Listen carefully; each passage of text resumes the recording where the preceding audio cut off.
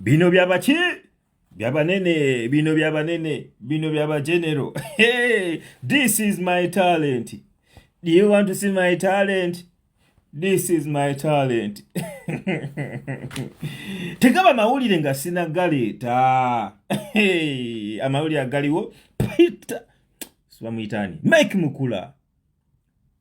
Ayise Alien Skin naitani Palaso nabagamba mujje wano tuteese mangu. Abayise bulungi Mike Mukula musajja ayogera mpola bwati. N'abayita n'abatwale waka Palaso agenze ne mama we ne taata we bonna ba meetings in different intervals taba meetingidde wamu naye bonna byabagambye ebintu byebimu. I want peace. Njagala mukwatagane, njagala bino ebintu bibaddewo biveewo, njagala tufune engeri gye tugenda okubisootingamu. Bye boogedde bibadde closed doors, deep information. Kati babyogedde bulungi. Palaso n'alya kamere ne maama we Alien Skin n'abeera ne Peter Mike Mukula nabo ne balya kamere ne bateesa bulungi. Byonna bye boogedde tetumanyi naye kyemmanyi ensonga bazikoze ki bazitereezezza. Kati mwe bampalaniraako kyovola banze mpalanirako namuvaamu mba byange basaidizo mene ngamba okoze kibi kusabula oba okoze kirungi nenkuwaana so mpalanirako nze simulina naye mwe bampalanirako kati simanyi kyemuliko kati wakati muliku wakati muwulira mutya ng'ensonga ziwedde mpalanirako buyasole ensonga tuzimaliriza wadde za ku street z'omunnange ziyinza okuba tezigwa bwe zityo naye bwe twogerera poliisi kivula poliisi yaganye okubiyingiramu bizina ensonga z'abanene poliisi yaganye okuziyingiramu mulimu interests mu zino ensonga poliisi yaganye oziyingiramu interests mweziri mu zino ensonga awo woolabira nti zino ensonga z'abanene kuba ebikolwa ebyo tebisobola genda unpunished bw'obeera mu ggwanga ng'eggwanga liri straight wheriti ebyo ebikolwa ebyabaddewo tebisobola genda unpunished n'ensonga z'abanene so kati ffe bukakyere tuzeesonyiwe mwe bukakyere simanyi Fangoni Soldiers simanyi baani Palaso simanyi Team Palaso simanyi baani Foot Soldiers muzeesonyiwe mwe bukakyere muzeesonyiwe muzirabe bulabi nga ffe zino ensonga z'abaki z'abadene naye nga big up on yourselves nze nange kyensinga okwagala ebyo bintu byo gangsterism ebyo biveewo mwana bijja kwonoona eggwanga abaana be munaazaalira mu ggwanga mwe abagenda ozaalira e Uganda mwana eggwanga muba mulyonoonye ffe tubasaasirako munnange mwe abawangalira eyo e Uganda tubasaasira kubanga gangsterism ejja kubaleetera obuzibu kale ago ge mawulire tegaba mawulire nga sinagaleeta bino byabaki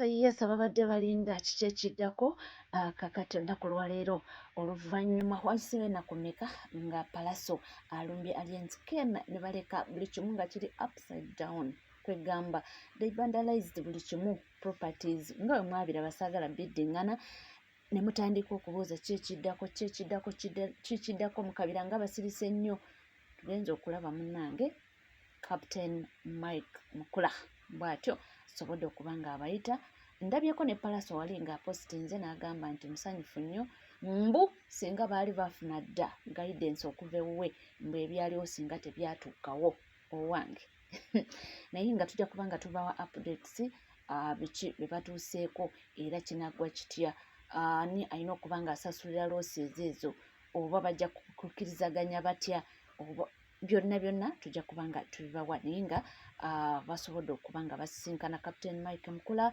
asoose kusisinkana Alien Skin then oluvannyuma ndowooza nayogeraganya naye n'awulira endowooza yina kikyayagala then nasisinkana Palaso ne maama we ne taata we so ebinaaba bivuddemu byonna tujja kuba nga tubibatuusaako katweyongereyo n'amawulire ag'enjawulo tuddeko ku sayidi eno eyasaanya awanda muliro yadde nno bamwaniriza mu NUP naye ebigambo bye akyawanda muliro. Tuwulire biki byagamba. Essaawa eno nsazeewo nnyano kulaba na Uganda abali mukumbuuza nti struggle nayingiramu nga njagala ssente kubanga bawulira nti manja ssente lwaki nzoogerako nti ffe twali tukola endagaano mu kkomera ebyo byonna ebya ssente tetwabitunuulira. Kye twasinga okutunuulira ekikulu kufuluma busibe era ensonga lwaki abasajja abo twabawuliriza naye nga tutajetinze kyakufuluma kkomera. Ffenna nga bwe twakkiriza twalina enteekateeka nti singa tufuluma mu kkomera tujja kudda ewa Kyagulanyi tumunnyonnyole abasajja bye baatukozesa. Ssente ezo zenjogerako ezaaweerezebwa abantu 19 ng'ogyeko Lutaaya Olivia abasigadde bonna ssente ezo baazifuna miliyoni 5. Abamu abataaliwo ssente full figure yazijjayo n'abagamba agenda kuzibawa n'atazibawa. Bwe baddamu okukuba amasimu ge n'agagamba nti tebalina gye bagenda kumuwaabira. Ssente ezo zaali za nguzi kutugulirira tuveeyo tuvume Kyagulanyi. Naye bannaffe abamu be twali nabo bagamba ssente bagenda kuzirya ate tebajja kwogera. Abamu baali bagambye okwogera naye tebaayogera. Bwe twafuluma baasirika busirisi. Kati nganze Ssaanya Muhaidiini nga wendi omusajja omusiraamu nasalawo nywerere ku ndagaano ningandi naye abasajja bano kambakolere endabe oba bulijjo bye twogera bituufu ebyokugamba nti abasajja bano ne bw'obaagala otya tosobola kufuuka paati omu ku bo. Ne ngamba kankole era ne ntuukiriza ekigendererwa kyabwe. So ekigendererwa kyabwe we kyawedde kakati ate nendaba nga ndi mu kulabisibwa. Ne ntuuka okwejjusa naye akale singa nasirika nga bannange bali oba oli awo n'ebino ebya ssente teri yali bigambye nti twazirya. Njagala okutegeeza eggwanga n'Abannayuganda bonna struggle we nali ngiyingira nga ngenda okwegatta ku Kyagulanyi saatunuulira wadde na 10 era nali sisula ku kitebe kya Nuupu nali sisula mu maka ga Kyagulanyi. Nali n'ewange gye nsula naye ng'ebinyigiriza byendaba ebyampaliriza okubeera nga neegatta ku Kyagulanyi tulwane tulabe nga tujjawo n'akyemalira. Kyekimu ku kyandeeta. Ekya ssente oli muntu gwe ali mu kunvuma agamba nti ssente zisimanyi zaakuterebula. Ssente Allah mu Qur'ani yagyogerako nga kikemo naye tetwasuubira tujja kuzifuna. Ffe ekyenjera ekyebbeeyi kye twafuna kufuluma busibe saalivuddeyo kwogera bigambo bino. Ssente ne we twali badde twazikwata kyogera bali tebaazikwata waliwo abaazikwata era ne basirika. Wabula nze obusungu obunnuma n'ennyiike ennuma ndaba nga nkoze nnyo ndabisiddwa nnyo nga ne ssente zennyini bannange twafuna mugabo gwe gumu ng'ate bo tebaayogera. Kakati ate nze ebisajja ne binjogeza eby'ekisiru eby'ekitumbaavu ate ne bimala ne binsuula ne bimmanyiira. Ekyokubiri ssente ezajji full figure bwe yali ajja mu kkomera ne ku kkooti saamanya nti yali agendera kufuna bifaananyi byaffe atwekulukuunyeeko abitwale ewa Muzeeyi Museveni amulage nti bano abasibe ayogera nabo mu kkomera. N'essimu yennyini kyekyagitusomera ennamba yakyo twali tetugikiina kyekyagitusomera ne kyefuula ekibirikodinga ebyo byonna mwabimanya. Kaakati njagala okubategeeza struggle nagiyingiramu n'ekigendererwa ekyokwagala okulwanyisa obukulembeze obukyamu. Era emyaka ena gye mbaddewo nga njogera mazima mbaddewo nga nyimirira. Kyagamba tetulina be twalekayo n'alifiiriddeyo wabula ffe twayagala tuveeyo tukole kino tulabe oba abasajja bano bwe tubayingiramu tusobola okubeera nga oba oli awo tufuuka paati ku bo. Ekyo kyegattidde ddala ku kigambo ekibadde kyogerwa nti mu butuufu ne bwe tubaagala tutya tebayinza kutwagala. Abantu abagamba nti Nuupu tejja kunneesiga era ensendere wala byonna bye nakola Nuupu kiki kye nagiwanga omusingo enneesige. Abantu balindirire kikyendeeta baleme kukyamuukirira simanyi oyo asimanyi ate temumwesiga. Bwe nali nnyingira mu Nuupu mwanne kiki kye nakola ne munneesiga. Njagala mbabuuzi mwenna abali mu kulippira booda njagala okutegeeza Abannayuganda eggwanga lyonna nti nze ndi kyakulabirako. Abantu balabire ku nze bategeere kiki ekituufu gavumenti eno kyefaanagana. olwaleero teri kinnuma n'okugamba nti oba njogera ku ssente lwaki Balamu teri kinnuma ono omutegesi w'ebivvulu Balamu avaayo n'ayogera ebintu eby'ekisiru n'agamba baagala bya bwereere nze no sikiriza mu bya bwereere njagala mbuuze Balamu emyaka gyonna gye mmaze ku nsi mbadde nsula mu maka ge mbadde ndya ku mmere ya Balamu alyoke aveeyo ammanyire ansiriwalireko nti twagala bya bwereere mbuuza ebbanga nyina emyaka 32 emyaka gyonna gye mmaze ku nsi Balamu yabadde andabirira bansibye emyaka 4 nga bansibira ebintu eby'ekisiru bye simanyi ebintu byange byonna nsanze byasaanawo baagala mbulemingaani ani avunaanyizibwa ku bulamu bwange obwagootaana oyo gwe mwagala nnenye n'ekino kyennyini tubaddewo emyaka 4 nga tuwagirwa Kyagulanyi nga tulabirira nabagamba nti Kyagulanyi abadde atuweereza obuyambi mu kkomera buli musibe wa Nuupu ng'afuna emitwalo 10 kuva ku kitebe kiNuupu ate nze Ssaanya nze abadde omusibe asinga okulabirirwa ku kitebe kya Nuupu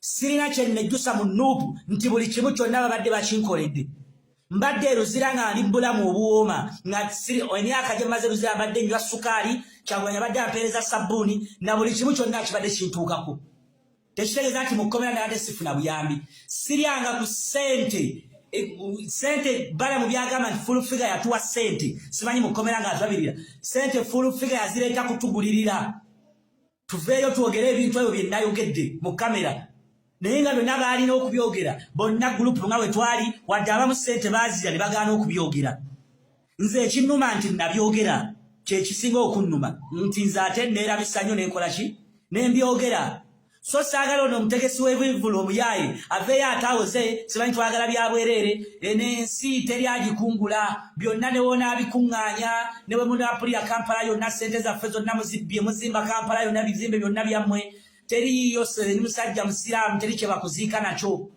bwe buba bugagga nga Allah yabuntegekera ajja kumpa obugagga mu buli mbeera yonna waanaayisa ekkubo lyonna mbaddewo nga neerabirira bankwata nkola emirimu gyange nga ndi mulamu bulungi nali singa gwe nsaba nali nsobola okulabirira abantu bange nga nsobola okufuna ennyumba ezipangisa wensula so saali yagadde muntu awuze ezo ziba statement za kumanyira abantu nakubavoola kiki ekyakuleeta mu kkomera gwe Balamu okwogera ebintu by'otaatuukirize ani gwe nnina okuvunaana essaawa eno gweyagala nvunaane emyaka 4 gisaanyeewo siinako enfunye abantu b'ensanze be naleka abali mu guleedi yange nsanze baakulaakulana dda abantu baazimba abantu abalala obulamu bwaterera nze ndi wano ntakala butagazi mbuuza olwaleero omusango gwe nnakkiriza twalina enteekateeka y'okuwoza gavumenti etuleetera obujulizi obukakasa nti twalina ttanka y'amagye twali tugenda gikozesa ki na amasasi ge twakkiriza lwaki baatutadde tetugabawadde njagala okubabuuza nga tulina n'enteekateeka okuwaabira gavumenti eno okugitwala mu ICC kuba omusango gwaffe gwali gwatwala mu ICC okubeera nti gavumenti eno etulugunya abantu ebasibidde obwerere mu kooti z'amagye naye oba oliawo kye twakola ne tugondezaamu Museveni okulaba nti atuta nga tuli ba ex convict nti tukkiriza emisango n'okutusuubiza ebyo byonna kaakati omuŋŋamba nti olwayo siina kubyogerako nina obyogerako kuba twabiragaana ebyange byonna byasaanawo ate ne mukwano gwange Kyagulanyi gye naalizze wali ewuwe oba oliawo mukaabire kyempitamu ate naye nemunjagala nkole kimulabise bulabisa kyekisinga okunnuma nti ndi mu bbanga mwanta eri yennyini tebanneetaagayo bantya eno mwangoba kakati obulamu bwange buli awo emyaka gyagenda sirina mulimu sikola ki nina abantu bendabirira mwagala mbuleningaani kati otulira kino ekitegesi ky'ebivvulu nga kyasaamirira kiringa ekyanywa enjaga oba bakisiyagano kisiyagana simanya ekisajja kino oba byebimu kubikulira ebisiyaga mu Uganda Balamu tobanga gwe okulira ebisiyaga mu Uganda njagala byabwerere ensula mu makaago nalindidde ssente kyeyiyo emyaka gye maze mu nsi gw'obadde ondabirira kisiraani olinga amazzi wumbwa weewaawo yadde nga olunaku lwaleero ayaniriziddwa ku kitebe kya NUP abamusi bamativu bagamba nti abantu ng'abo balidde eddire ayagala ali royo one day ali royo ku saidi eri another day ali royo ku saidi eno nti oba tomanyi kiki kyabala nti watya ng'asindikibbwa kubaako kyakola ibino sitaani talokoka sitaani eyali akozeeko agreement ne batuuka ku nzikiriziganya ne gavumenti ya Mwami Museveni oba n'abakungu be oba naani kiri nti still kiba kifevalinga state nga gavumenti ya Museveni oyo sitaani talirokoka Kyovola banabagazaako okulaga nti bavuddeyo.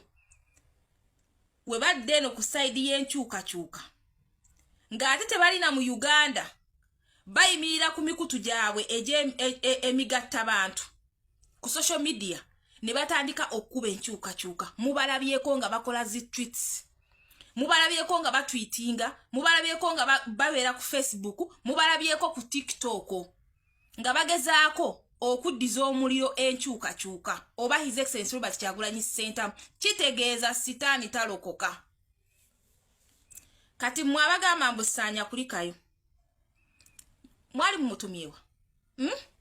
Mbu welcome back, welcome home. Ani yali amugobyewe waka? Mbuuza. Waliwo yali amugobyewe. Mwaba mugamba nti welcome back home. Ono Ssaanya. Ng'erinnya lye ligamba Ssaanya. Kati kino nze ngamba ba foot soldiers. Muve ku security y'omukulembeze nga we tugimanyi. Emubaddeko ebbanga lyonna. Naye ba foot soldier. Nga oli solid. Nga gwokimanyi nti nno ku Kyagulanyi wenyweredde. Be very keen and alert. Nze kino kibabuulira. Omulala tagenda kibabuulira. Mubeere beegendereza nnyo. Be very vigilant. Mumanye diwe mulina okwogera. Kuba ono Ssaanya ono Ssaanya. Mujja kwesanga nga batandise okubasiba. Kuba omusajja yajjeewo police bond. Yajjeewo ne court bail. Mu kaseera kamanyi tutugenda mu kaseera akawakalulu. Bajja tandika obbakwata. Nze kino kibabuulidde. Naddala mu abali ku ground. Bino ebintu si bya muzannyo. Naddala mu abali ku ground. Kyovola batudde nti Ssaanya abamukozesa ddiiru eno bafuulu figa bamala balamu bagezaako okwanguwa omureplyinga mbu tebalina agreement ze bakola naye tebalina bye bamusuubiza. Mubeere bagezi nnyo temwefuula basiru. Okiwulira olw'okuba Ssaanya yayogedde bye mwagala okuwulira ebyo ne waataali byogedde kye tubadde tukimanyi ffe kye twagala kimu ggwanga lyaffe. Kye tufokasinzeeko ye 2026 kujjako Mwami Museveni kutwala buyinza bwa nsi yaffe ye fokasi yaffe sono nonsense wa Ssaanya ajjidde mu kaseera kano ak'okutukyamula okutujja ku kiki tulina okubeera nga tuwogerako. Kiwulira nawuliddeko bakomrade abamu nga mugamba mbu simanyi Ssaanya alina munnamawulire gwe yakubidde essimu naye munnamawulire wankyukakyuka n'amugamba jangu ngenda kukola press conference yeyakutte video zineno n'azinsharingira. Byonna bisobola okukolebwa. Byonna bisobola okukolebwa as long as ekyo government kye yeetaaga okubawa oba okuggusa mission zaabwe n'ebiruubirirwa byabwe kisobola okukolebwa. Okiwulira nkugambye sitaani talokoka. Oyo Ssaanya yalokokako n'afuuka omulokole mwabiraba n'agenda n'alokoka. Olaba yalokoka. Naye still n'asigala nga bw'ali.